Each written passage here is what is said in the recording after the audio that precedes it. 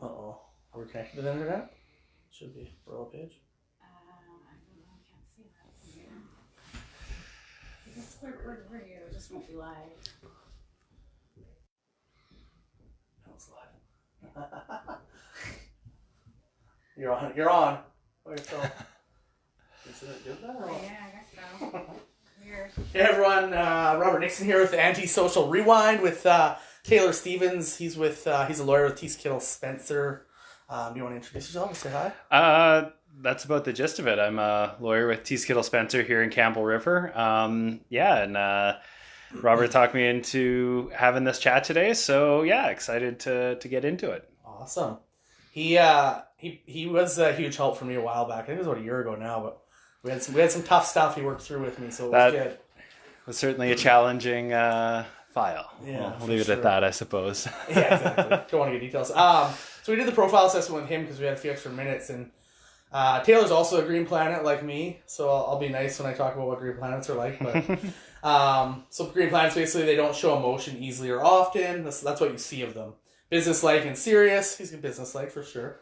In manner, may not appeal casual or friendly. So I don't know. That's not appear casual or friendly. So like sometimes we come off as not friendly. But gestures from the head, hand movements used to explain or show models, etc. Shows frustrations if others do not understand. Frig, how do you? He must show frustrations a lot because lawyers are hard to understand sometimes. All this fancy wording. What you hear from them: ask why questions, so seeking to understand. Ask many questions, seeking to understand. May take time to respond, thinking through. Respond negatively to incorrect information. Points out errors or mistakes quickly. They want to improve on ideas shared in conversation. He's also the same as me as Orange Sky. On the other hand, we won't go over it, but it's kind of interesting because I mean we're definitely different people, but it makes sense that personality would be a lawyer because you obviously dig into things, right?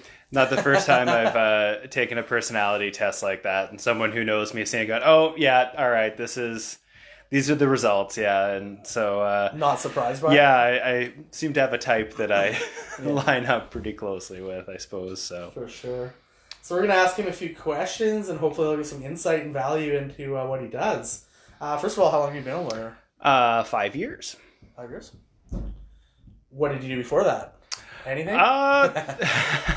Was a student for 5 years, and then 3 years after that, I took just enough time off in between to do a little bit, nothing so comprehensive that you'd call a career, but I've worked in a good number of liquor stores, so I'm fairly familiar with that. I worked in Thrifty Foods for a number of times in the 2000s, and I think in the store that I worked in, if there were 12 departments or something like that in the store, I worked at one point in 9 or 10 of them, even if just for a day or two here and there. So so if I go to the liquor store, I go to the deli counter. I usually have a pretty good idea of what I want, and have lots of empathy for the people on the other side. So for sure. Interesting. Yeah, 8 years school, eh? So that I mean, the first bit was supposed to be 4 years, but I took 5 years, just because there's more to life than head down in a book. So that could go either way, though. You could have been. That could be because you're slower because you wanted extra training. It kind of felt like both sometimes. So for sure, it's a long time to get her. I mean, well, we've been in school for a long time before that, but it's different, right? Because you got to support yourself and make a living too while you're doing it. What made you decide to become a lawyer, and why you're passionate about it? Honestly, a friend of mine, about 8 months after I'd graduated university, my first degree, undergrad degree, told me that he was writing the law school entrance exam. And so that got me sort of thinking about it a little bit. And I remember that when I graduated from my undergraduate, like the day of the ceremony, my mom was kind of gently saying, like, "Oh, like why don't you take the LSAT? Why not? Like just to see like what would happen." And at the time, after 5 years, I was ready to be done with school, and so at the time it was kind of, "Mom, I just don't think that I'm going to take this test that has nothing to do with anything." But yeah, that friend of mine going to law school got me sort of thinking through it a little bit more. The job I had at the time was also not particularly inspiring. So I had lots of time on my own in my own little thoughts to think about what I might do other than that job, and it set me on the process towards law school. So nice. So what is the LSAT? Is that the law exam? Yeah, it's the law school. So she wanted you to challenge it? Test or something like that. I see. You get in. Oh, yeah. So you did do that eventually. Yeah, exactly. 2 years later, as I was studying for the LSAT, I'm sure my mom derived a certain amount of satisfaction from seeing that. So. Yeah, for sure. It's like I was right. Yeah. Is there any particular area of law that you practice in? Family court, small claims, real estate? Of the items on your list there, real estate is really the one out of those three. If people are familiar with the distinction between barrister and solicitor practice, I am a solicitor rather than a barrister. Right. That distinction is much more common in the United Kingdom. So Brits will immediately go, oh, a solicitor, not a barrister. But it's not as common in Canada outside the legal profession. But it's basically the sort of stay at the office and draft things, negotiate things. It's a little bit more sort of cooperative. It's not the going to court litigating aspect so much. So real estate, plenty of conveyances, or people have a commercial lease they're about to offer someone, or someone's wondering if they'll accept. Things like easements, restrictive covenants, pardon me. All those fun things. Yeah, and also corporate and commercial stuff, wills and estates as well. Yeah, and then if things are going poorly and it is time to get into a courtroom and yell at each other, it sort of leaves my focus and expertise. We've got other people in the firm who... Right, so you focus on what you're doing. Yeah, there are other people in the firm whose expertise is the going to court, the procedural, and the tactical that way. And so it's quite nice that... all that we've got to word this just right stuff, they can refer to me, and okay, these people aren't cooperating anymore, I think we need to go to court. I've got someone happy to do that I can refer to. So yeah, for sure. Yeah. How much experience do you have as a lawyer in dealing with real estate transactions? Obviously, I've been doing it basically the entire time as a lawyer.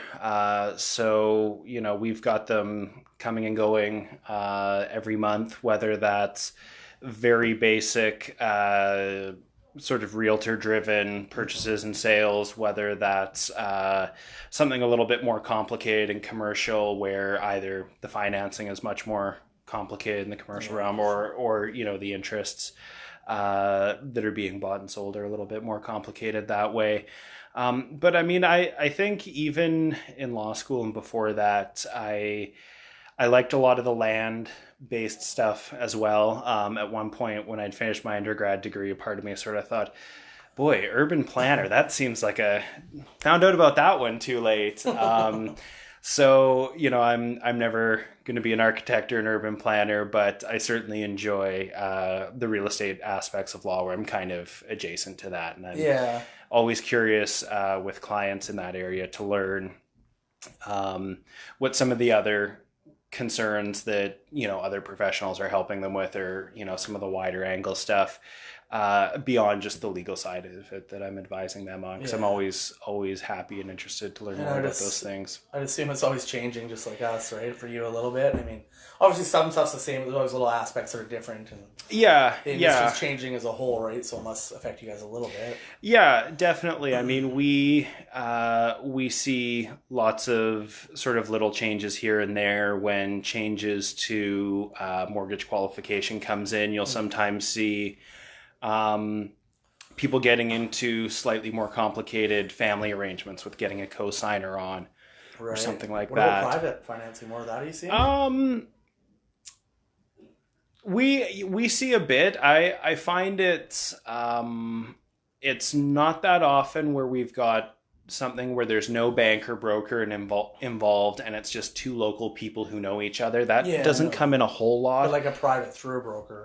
I think you can't get conventional or whatever, right? You through brokers, we see a great wide variety of lenders who come in, and sometimes it's Dave and Helen in Mission, BC with some money that they're prepared to invest. Other times they're standalone private financial institutions that are doing that a ton. So it's always sort of interesting to see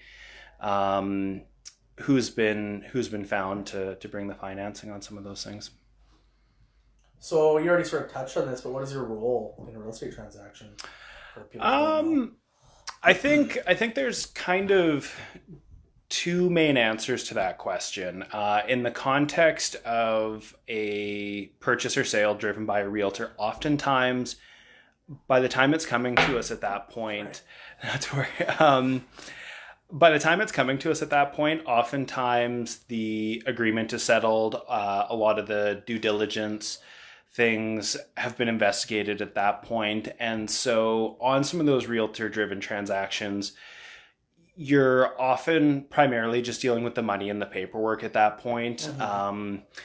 But there's also purchases, whether that's because it's private, there's no realtor involved, there's something unusual about purchaser, seller, or property where there's questions further up, and a lot more in the commercial sense. I mean, there's still commercial things that are primarily realtor-driven transactions. But yeah, in those ones that aren't quite as realtor-driven in the same way, we're doing more of the due diligence investigations, and oftentimes there's maybe advising as to a certain use someone maybe has for the property if they're acquiring it for a business or for developing or something like that. So that's sort of the two main distinctions. The realtor ones where people are primarily interested in money and paperwork at the closing, and more unique ones where you're having a lot more involvement at various processes or at various stages higher up in the. Then of course we throw subjects to the lawyer approval in there sometimes, right? If it is something complicated, because someone wants to get legal advice, especially if it is a business and there's financials and stuff. We're not supposed to advise on that stuff, right? Legally, but and I think that there's definitely sometimes when I see subject conditions where it's very clear what everyone wants to happen with the subject condition, and so people are talking about the good end result that they expect that this subject condition is going to get to. And there's times where you kind of have to look at it and say, okay, but what if this kind of goes wrong? This sentence doesn't really make sense. Or what if it's impossible to do the thing that's assumed will be done here? Or, you have things like that where I think you have to have some experience with seeing things go wrong. And I think you have to have that kind of dour lawyer imagination of, okay, what are all the different things that could go wrong? How likely are they to go wrong? If they do go wrong, what kind of situation are we going to find ourselves in? So, subject conditions are always interesting that way because people know what they want them to do, but you have to see the future, right? The language can be tricky sometimes, to figure out exactly how that's got to happen. I had some really fun ones, I think, in my first year, and it wasn't because I was new. It was just I got all the fun ones, like the crazy foreclosures and court and the ones you did. I mean, that was in my first year. I find sometimes that a certain type of challenge, shall we say, you'll kind of get sometimes a run of a few of them, and you sort of find, oh, we're doing this again, or you think, well, I remember last time we had one of the, really, please don't be like that last time. So they do sometimes come in bunches that way. Yeah, for sure. Tell me about your first time helping someone with their first time buying or selling a home. Do you remember that? Not particularly. To be honest, one that stands out? To be honest, the first one was probably a pretty straightforward realtor-driven transaction, which is what the largest number of them are, and the great majority of those go off without a hitch. So, as much as I liked meeting and speaking with those people in the signing appointment, because we didn't find BC Hydro claiming some unregistered right of way or the bank falling down, and because there was no notable scare, it just kind of recedes into the background of which is a good thing. Yeah. So, I can't put my finger mentally on sort of the first time that way, but I can definitely think of some challenging ones where you make it to the other side, and people are very happy about that, because there was some point where it looked like maybe it wouldn't turn out that way. Yeah, and you solve the problem. Basically. Yeah, exactly. Which is rewarding. I mean, same with real estate, right? I think the one you've alluded to a couple times, very frustrating at the time. Those ones did end up closing. Buyers moved into their new houses. Plural, and ones, two at yes, once. Yes. So, there were some tense times on the phone, really hoping that the person on the other end was, gonna cooperate and getting it over the line. People were quite happy when we said, actually, it's gonna be okay. We're gonna get through this. So, there's a satisfaction to be had for those happy endings, but there's also a lot of memory of some of the tough going before we got there. There's a lot of people hinging on it, right? I mean, that one, there was like, two buyers and two sellers, and 4 buyers and 4 sellers. And, yeah. Do you find, like, in a situation like that where there's an issue that you have to deal with between 2 parties, you find how because you're sort of like the middleman, and we're the middleman, right. But then when it gets into something like that, you end up becoming the middleman with the other lawyer. Do you find how you approach the other party makes a difference? Like if you approach them like a hard ass, with going to court style, or do you approach them with a? I think it depends a little bit on the personalities involved, the kind of situation it is, and what it is that you need to get done. There's times where if someone else has the same pressure that's on everyone else, but it's double on them, it might be the kind of thing where you can kind of say, look, we all need to get this done, none more so than yourself. Mm-hmm. Other times you've got people who are going to look at, cooperating with you as very much providing you a favor, and you need to be keen to make sure that you're persuading them that it is a favor. I think in a lot of those situations, it is very good to have an understanding of the concerns that those other parties are going to have and what the moves available to them are. Simply all the options, basically. Yeah, if it's about, getting something financed or something, simply saying, come on, can you just advance the money? Our client really needs it. Come on, like, you're not being nice about this. It's not logical.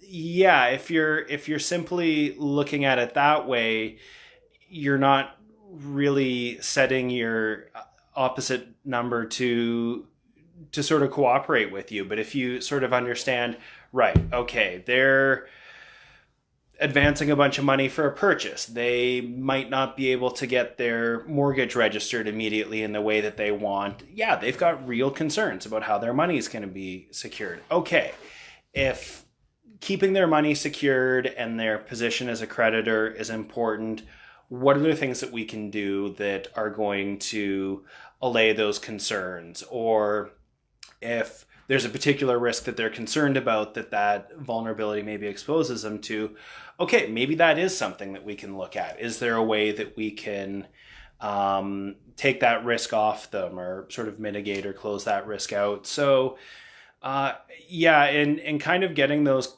complicated ones over the line where you need everyone to kind of cooperate in your process, you need to know not just what you need from everyone, but what it means for them to provide that, what it means for them to not provide that, and sort of figure out how you can line up a path that leads them to you. Not simple. Well, sometimes maybe. Where were we? What brought you to Keith Kittle Spencer to practice law? I was actually in Courtenay before I came here, and I was looking to move on from where I'd been previously.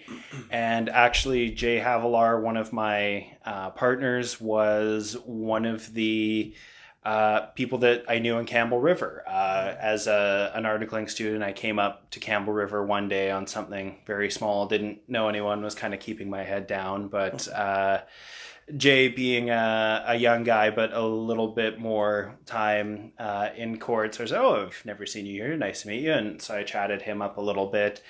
And yeah, when I was looking at moving on from where I was previously, I said, hey, Jay, you're, sort of the one person that I think that I know in Campbell River. I remember you were really nice, and I'd love to get your ideas on what there might be in the way of positions up there. And I just happened on a pretty good time when someone practicing in the same area as me was about to move on, and the firm was figuring, shoot, we've got a hole in our organization that's going to crop up pretty soon. And so it was a really positive bit of happenstance that I happened to send Jay an email at about the same time that they were discussing the issue that they were going to have there. So yeah, I ended up coming up here, sort of met everyone, was quite keen on it, and they were keen on me, or at least that's what they said at the time. Maybe they felt they didn't have a move and they're stuck with me now. They must be keen on you now. Yeah. Did you want to be in Campbell River over Comox? I think if you asked me at the time, putting the two communities side by side, I don't know that I would have said Campbell River, vastly superior, gotta go there. Just opportunity. But it was a series of steps of kind of falling in love with Campbell River, because my wife and I, we both grew up in Sydney, down around Victoria, and so we had more experience, familiarity with the Comox Valley, not a whole lot with Campbell River. I remember coming here once or twice as like a 10 or 12-year-old, and so and it's changed a lot, obviously. Yeah, although the one mental image I have is being in the Tai Plaza parking lot, looking at sort of the low slung building of the stores there. Oh, yeah.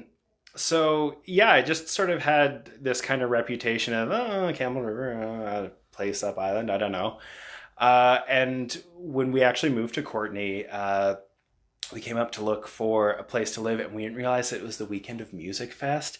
Uh-huh. So every hotel and motel room in town is booked except for like $600 in the top floor of whatever the Best Western is in Courtenay. And so it wasn't going to work. So the only place that we could find was actually the Haida Hotel in Campbell River. Oh, no. So we just needed a night just at the end of the day of looking at 6 or 7 rental properties. And so we went, this is kind of like downtown, just stone's throw to the ocean. When we heard people arguing on the sidewalk at 3 a.m, we didn't feel that we had made as good a choice, but we were already asleep. Best to just keep sleeping and move on. Yeah. But when we left that day, we thought, well, we've just got drive back to Victoria. We're not looking at any other places. We've got sort of a whole day to do it. Let's take the other route out of Campbell River, because we come in on the Inland Highway. Mm-hmm. And we had no idea that Campbell River was just this beautiful place, just laid out right alongside this beautiful stretch of oceanfront. So we just kind of spent 20 minutes driving down to Oyster Bay, where the highway sort of turns away from the shore, just every 30 seconds. Wow, this is wow, look at that. Wow, it's just right here. So I think that was kind of the beginning of it. And yeah, we just kind of became more and more impressed and enamored with Campbell River. And I think after living here for a year, we came around to the view that we probably did like it more than the Comox Valley. Yeah. So yeah, we're quite happy to be here, and we've been where we're at in Campbell River for about 4.5 years now. So Yeah, nice. yeah, A little cheaper than Victoria too for housing. yeah, definitely. Getting up there. Tell me about a memorable case, deal, issue you've worked on recently. Do you have anything recent? Well, it's Good always or bad? sort of important to keep things confidential a little Yeah, bit. of But I mean, I must confess that doing sort of corporate and commercial stuff, it is a bit kind of unglamorous and not particularly exciting. It doesn't have the messy drama of family law cases or some unusual fact scenario of some personal injury case. It's just fascinating. So honestly, like I had a big company reorganization that I did this summer that I thought was pretty Like a complicated. Yeah, and I was pretty pleased with how it turned out. But, I don't think most of the viewing public out there on Facebook probably is not that impressed about changing a company share structure. Unfortunately, we want to hear the reorganizing drama, the but- shareholders. Yeah. It's good to know that you do that stuff, right? If someone needs it. Yeah. It's one of those things that, Yeah. where do you start? Right? So, but unfortunately, sort of scandalous local gossip. I don't get the exciting stuff, unfortunately. No. What do you say is the most challenging aspect of what you do? It's pretty simple now. Got it down. I think one of the things that I find that can be fairly challenging is people who have unique land arrangements that they want to get into. If someone buys and sells a fee simple house, it's at base it's fairly simple. On the big day, I'm going to need you to show up with this amount of money. That's great. I will. I'm going to need you to show up with clear title and give me that. It's fairly sort of straightforward that way, but when you get people sort of saying, well, my cousin's going to build a house back here. I'm not going to give it to my cousin for free. My cousin's going to pay me in some weird way, but my cousin can't really cut a check in the right way. So actually this other person is going to find, and if in case this ever happens that we're afraid of, we need to make sure that we can do this. And so you have an idea of the outcome that someone wants to achieve, and maybe they've written a letter to you and they've described the end result that they want, but as a lawyer, when you go to start drafting a document, you very much have to think of things in terms of the rights and obligations and how they're enforced as being an important aspect. So if we all agree, okay, this corner of the yard will always be a garden, if we just put that phrase verbatim into our agreement, it doesn't really, it says kind of what we want to do, but you need something a little bit more concrete. Robert, at least once a week, will go into the garden and weed it so that weeds don't take over. It doesn't stop being a garden. Taylor will obtain this amount of grass seed every year to keep the lawn lush and green and stuff.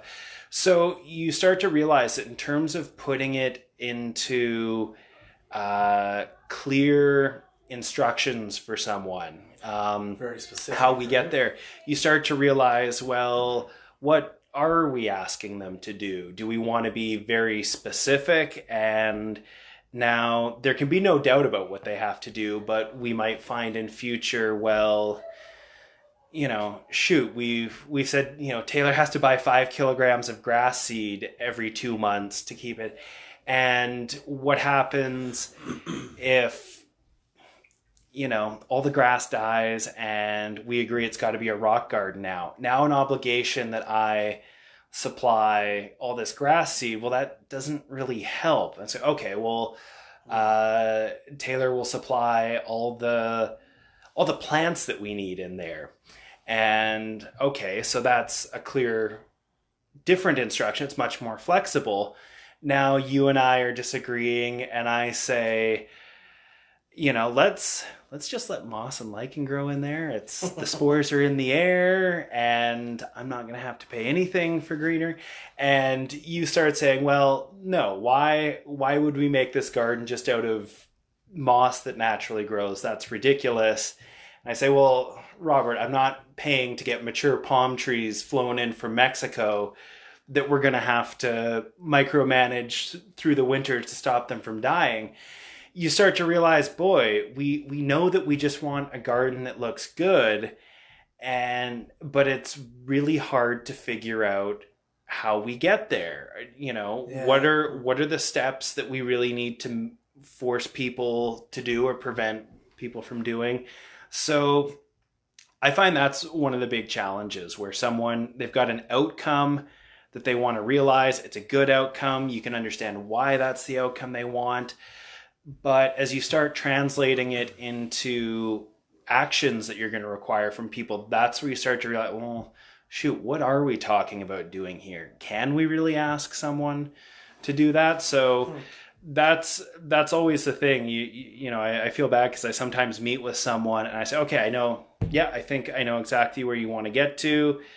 This is clear. And you set out to start writing it and you sort of say, well, buy 2 kilograms of grass.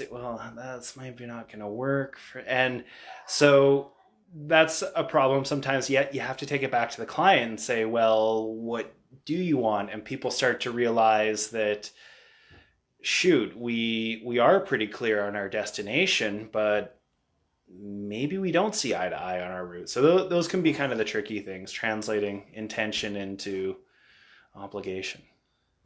Yeah, that's... I can see that getting a lot more complicated with more specific stuff too, right? And the more things you put in place. Yeah. Like bare land stratas and all that stuff must get complicated too, right? The structure and all that. What is your greatest accomplishment in being a lawyer? Greatest accomplishment in being a lawyer? Or in life even at all, getting your lawyer. I don't know. That's a good question. Greatest accomplishment. I don't know. I mean, I'm a bad person to ask, what's your favorite? What's the worst that ever? I'm like because that too. It's a green thing. Yeah. I always feel like I can't remember all of the things. I'm going to miss something. And, when in doubt, say your wife. Yeah. Yes. Yes. February 9th, married to my wife. Terrific. Nothing else in life for me. That was the apex. That's the best. Yeah. So that's, yeah. Yeah. Why don't we leave it at that? Because I'm just going to unpack the philosophical complexity of what is it to be the best and all those things. So. Oh, it's supposed to be about being a lawyer, though. That gets the wife out. But I said already. What are your long-term goals? That's a good question. I have a list of things that I would love to learn or know more about. So they're not achievements. It's sort of hobbies that I wish that I had. Right, which is fine. So yeah, I mean, I'd love to learn how to sail at some point. More sort of hands-on, crafty fixing things. That's the trade-off, that you spend lots of time in post-secondary using your brain. Your hands become soft and white and not very good. I like to garden a lot at my house. I sort of got into it 2 summers in law school working on an organic farm for my summer job. So I quite enjoy that. I quite enjoy sort of growing things and working out there. A lot of like sort of building technical stuff, not so much. No. Another guy in the firm, him and I, we both like to look at, talk about, think about cars, but you know, I'll ask him, oh, what'd you do this weekend? Well, I popped this part of my car out and cleaned this half and replaced the other and stuff like, oh, that's great. I can't imagine that. I think the ship has sailed that where I'm going to be working on my car, but you know, maybe someday learn how to sail. Different brains do different things. Like I was a mechanic before, so it's a big change right. in real estate, right? But yeah, sailing would be cool. I've never even been on a sailboat. Yeah, there's something I like about the idea that you're just using the wind, that the sun, differences between hot and cooled air are, you know, just constantly moving around. There's something sort of beautiful and elegant about kind of the simplicity and naturalness of that. So I'm kind of drawn to that. But yeah. I think it's a lot of work too. It'd be nice to be on the sailboat and someone else sailing it. Yeah, definitely. But yeah, obviously it's a work in progress too. Yeah. You have to learn what you're doing, right? We went camping in our boat this summer, and there's these little kids in like a little tiny sailboat. Oh yeah, a little thing, and they were ripping around with this little sail. It's hilarious. So a lot less complicated, I assume, in a little boat like that than a big one with. I would think so. Yeah, there's not a lot of mechanical equipment that you're trying to manage, and if your boat only draws 6 inches of water and it's just a tiny little fiberglass tub, it doesn't really matter, I guess, if you scrape something. Do you have any advice for anyone who's interested in becoming a lawyer? I would say make sure that you're sure that it's what you want to do, because it's a long path to get there in terms of post-secondary and then articling, which is the sort of on-the-job apprenticeship aspect. And yeah, there's certain, I think, personality traits that people assume will be good and they aren't always, and there's ones that people don't necessarily associate with it that are quite useful. I mean, one of the common things you hear is I'm good at arguing and I like to argue, so I think that's a thing that I should do. And those cantankerous, you know, I just want to get into it with you and have a row. It's not as productive as it seems sometimes. Sure. You can't have people kind of getting hot and bothered and losing their focus. You need a certain amount of, I don't know if empathy is the word, because that sounds like something a little bit more emotional. You definitely need to be able to see sort of the case for what you're trying to do, but also the case against, so that you understand what's motivating your opponent, what strengths they have that you maybe need to be mindful of, what weaknesses they've got, and how that's going to shape how they perform. So, I mean, I find not infrequently in my work, just being that it's not as argumentative, there's not as much dispute about what actually happened, that oftentimes the solicitor on the other side that I'm dealing with, we're both trying to solve a problem and we've both been on sort of all sides of a deal like that. So we understand what the other person's problem is. And so, you know, if I'm selling something and we don't like some term of the deal, and you go to the buyer and say, like, we really need this part of it changed, we can't go for that, and the buyer says, well, we've got a lender who's making it a requirement that we do this, and that kind of seems like the best way to get there, you start to sort of realize, okay, right, the lender's right to be concerned about that. Okay, there are only a couple ways to address that. So, you know, doing it one of two ways is the only way that these people are going to go for it.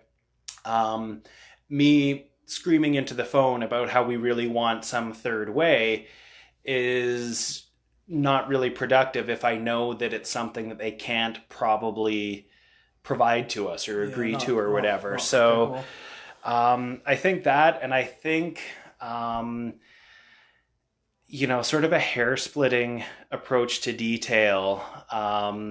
You see the sort of like social media arguments, is pizza a sandwich and whatnot. I think that there's a lot of people going really deep into that who are very much thinking like lawyers when they do that, when they sort of, what is it to be a sandwich? Is it bread, meat, cheese folded into it? And, no, a sandwich is about, something that you can hold in two hands because it's clean and dry on top of it. So I think there's definitely a need for the people who say, well, a Greek restaurant and a Mediterranean restaurant aren't exactly the same thing. They're, so I think people who say, oh God, who cares about that fine distinction? You're going to have a bad time because the fine distinctions are very much something that you need to be alive to in some of those things. So in some cases, maybe not the sandwich or the pizza. Maybe if you're passionate about it. Yeah, if you think it's fascinating looking at what a sandwich is and why all these different food items are or are not, you might be afflicted with the kind of peculiar sense of observation that is needed to be a lawyer, I suppose. Yeah. I find I think if everyone feels like they're getting something is key, right? Like, I just use an example with my clients. If you come in 20 grand or 50 grand under asking price on an offer and you're never willing to go anywhere, that's just it. You're a hard number. And it's happened. I think I've only ever had it happen once in one of my listings. And the deal didn't come together. But if you're not willing to come up at all and you want another party to come down that 20, 50 grand, 5 grand, whatever, and you're not willing to come up, then you're not giving them anything. Like, there's no win for them. Yeah. You got to make them feel like that you've given, give and take, right? Yeah. I think that's huge. And then with the other agent, I think, if you can, for lack of better words, not be a jerk. Right. It goes a long way because that gets relayed to the clients in how they took what you said. Yeah. Right? So just trying to get along with everyone, I think, is huge for sure. If you were left in the woods, so these are just a little more questions about you that are kind of funny questions. If you're left in the woods with only the items in this room, I don't know how much in this room, what would you build? Looking around. What would I build? So I'm lost in the woods. I'm trying to survive. What would you do with the stuff in this room? Probably taking these chairs and the bookcase to make sort of a shelter. Maybe turn this table to kind of create a wall. That's probably the first thing. What else is going to be? I guess you use... burn the TV. Well, that might not be good for the environment. Well, I mean, if it gets someone's attention, they say, "Oh, some polluter. That is a terrible color of smoke. Who would dare do that in the forest?" If it leads to your rescue, maybe I don't know. They turn up and say, "Here's a ticket for polluting. Get yourself out of the woods, you awful, awful person." Then I guess the TV has kind of backfired. This, I guess you folks at home or out online can't really see this. You probably put water in that and drink from it, kind of like a neoprene. There you are. Like a. I'd say just fire up Facebook canteen Live kind and of. tell someone to save turn the GPS on. But yeah. Hi Facebook, I'm in the forest. If you recognize this forest, please send help. The beacon, emergency 911. If you had a time machine, would you go back in time or into the future? Probably back in time. And pick a different path besides the lawyer? No. Just joking. What did he say? Urban. Yeah. Go back to high school me. Check out urban planning. It might be all right. The law thing has worked out well too. I mean, I could find myself chained to a desk in the city of Vancouver, just dealing with the same person trying to build something that they're not allowed to over and over again, just hating it. Maybe that would happen. The grass is always green on the other side, no matter what you do in life. There's always hard stuff. Yeah, I feel like if you went in the past, you would... I feel like it'd be like a little bit more of a tourist. Like you're kind of going to like an attraction, you kind of already know a little bit about it, and so you're going to get to see it up close. Whereas the future is, I don't know, potentially terrifying. Who knows what's going to happen? Took a dark turn. But also just like that sort of responsibility, like best case scenario, it works out like Back to the Future 2, and you find out, oh my God, I know who's going to win the World Cup in, whatever future date. I'm going to make myself rich with the knowledge of the future. But, you also hear about people learning like they've got genetic diseases that they're going to inherit, and now they can't live their life with any peace because they know that, this thing that's not present is probably sort of stalking them and eventually. So, yeah, I mean, I think that you're not going to go to the past and learn something that you wish you didn't know. You can learn more maybe from what you already did. Like, I mean, they only say how much do you learn when you do like even training or law school. Yeah. It's like 15% that you take in or something crazy number like that. Yeah. If you go back and take in 30%, you'd be a lot smarter today, right? Go back, read the old exam. Okay, didn't do as well in this section. We're going to go back to those classes. Restudy how much of it is useful information day to day though, right? If you could make a rule for a day and everyone had to follow it, what would it be? A rule. That's a good question. I mean, this is kind of a silly answer, but I've suggested in past that when I am king, there'll be one day out of every year where each person, it's not going to be one day where everyone does it just in in the next 365 days. You will pick one of those days where you have to wear a wig for the day, and it's a wig of your choice.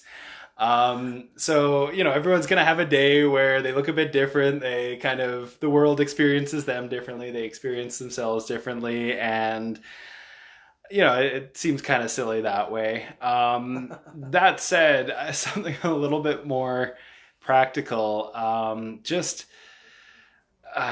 Shoppers Row in Campbell River is terrific. Some of the four-way stops are terrible, and I would just love to tell people, if a car is already partway in the intersection, don't just walk out into the crosswalk. It's that person's turn. You're next, but just because when you stop that car in the middle, you stop everyone. And it goes for the cars as well. If someone is ahead of you in line and they're crossing in the crosswalk, don't ease out into the intersection just because, again, you're blocking everyone else out. Yeah. So that's, I don't know, it's not that exciting. It's not as much fun as wear a wig day for everyone, but it's a little bit more practical. Maybe the Facebook users of Campbell River will take that to heart and whatnot. I don't know. Do you have anyone else or any recommendations of someone to interview? It's a good question. Off the top of my head, not particularly. I feel like I don't know a ton of people in town. Like, I know people that I work with that I come across from that, but having not grown up here, I don't know sort of as many people maybe. When I got into real estate. And I mean, I've got a young toddler, so much of my weekend is sort of looking down at 2.5 feet off the ground and chasing after. So most of the adults that I meet are just also people head down following a 2-year-old, and we bump into each other. But actually, it can be anyone, business, restaurant, charity. We did charity earlier. I will be honest, there's a couple people that I see around town, and something about the way that they're going, I just kind of think, what is that I gotta know about that person. So there's a woman who goes around on a scooter, and she's got a crate with a tiny dog in the back, and she's always zipping around on the scooter.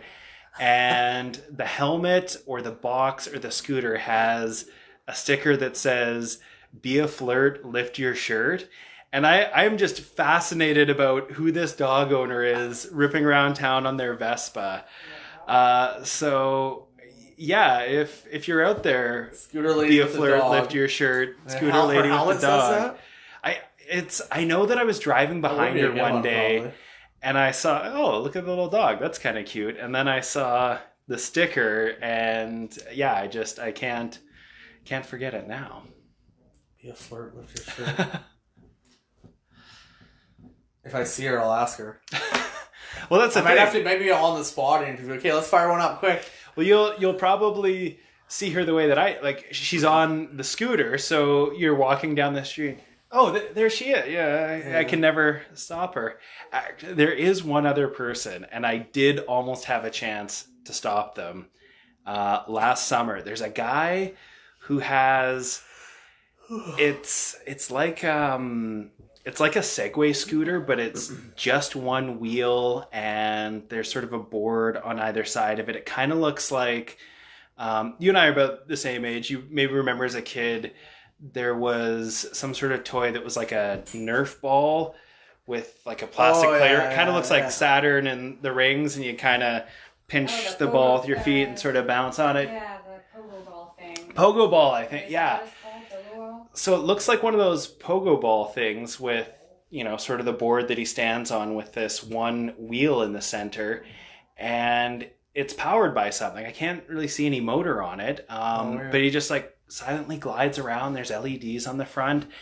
And It's only got one wheel and it balances? yeah. It's But like not a two Segway wheels, scooter like- where he kind of, like if this is it, he kind of leans forward to go forward. 1 foot here, 1 foot with here, one wheel wheel in the instead middle. of two. And you sort of lean back to slow up like a Segway. I don't know if he's made it himself. This summer, I saw another guy rolling around on one with him. And I was at my mailbox last summer, and he rolled by, and I went, "Oh yeah, it's the guy with the thing." I always wondered You see about all that. the cool things. How come I And as missed he rolls away, like, "Oh, that was my chance. I could have said, 'What is that thing? Did you make it? Where are you always coming and going from?'" So get out on the Try and find sidewalks them. and on the streets. There's people rolling around town in interesting vehicles, and I just want to know what their deal is. But I'm walking, and they're zipping past me. If we run him over, then we could I hit him. Oh, no, I wouldn't dare. Oh, wait, I we wouldn't can't dare. interview him. no. Honk. We can honk. You honk at him next time. I want them to continue riding their fun vehicles. I just want to know where they came from and where they're going. We'll I try and guess. find him. Hopefully, no Awesome. one is out there hearing this and going, Uh-oh. "Oh God, this guy's looking at me every." So Well, of course they're looking at you if you got a helmet like that and your dog in your crate and people watching. yeah, Awesome. Well, thank you, sir. Appreciate it. my pleasure. Thanks, everyone. Don't forget to keep it social.